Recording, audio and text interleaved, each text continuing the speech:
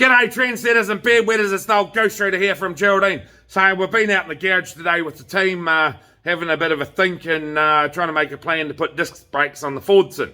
So it's probably the only Fordson in New Zealand that will have disc brakes, but I needed a bit more stopping power. So we had to machine down some tube nuts to the desired length so that they fitted.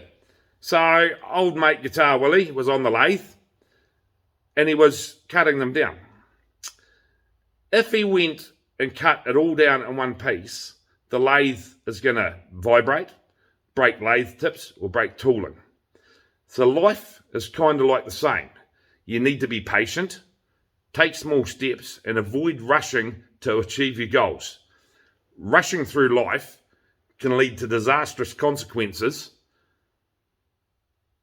and it's just like Guitar Willie. If he rushed, he could end up with it landing on his foot. You learn a lesson, but taking small, deliberate steps can ensure that you reach your desired destination without any hiccups.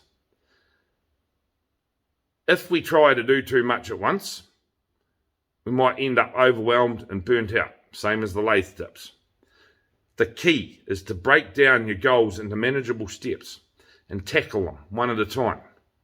And then this approach not only helps you achieve your goals, but it also helps you learn from any mistakes along the way and improve yourself along the way. One boss said to me years ago, he told me a whole lot of stuff, and some of it was, I've remembered it because it was good advice. Other stuff was just, crap. But he said, sometimes in order to go fast, you've got to go slow. So I've always remembered this, probably more for the fact that half the time he didn't take his own advice, and he'd rush and stuff things up. But if you take that slower approach, it can lead to better results in the long run.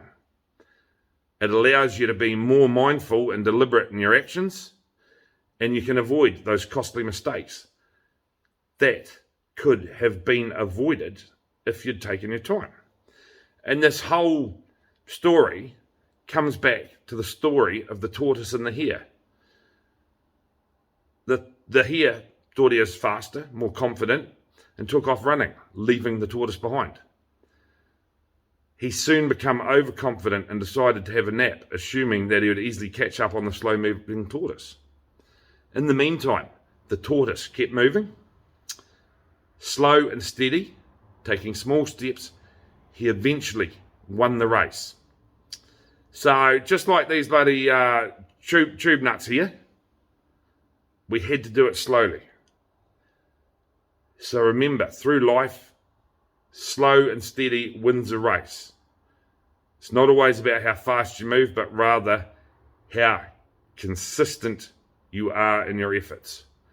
So we might not be the fastest or the most talented, and I'm not. I was educated at Geraldine High School. But if you keep moving forward, taking those small steps, you will achieve your goals. But anyway, that's just my thoughts from the workshop tonight. I'll talk to you later on. Cheers, Robbie, over and out. Whee!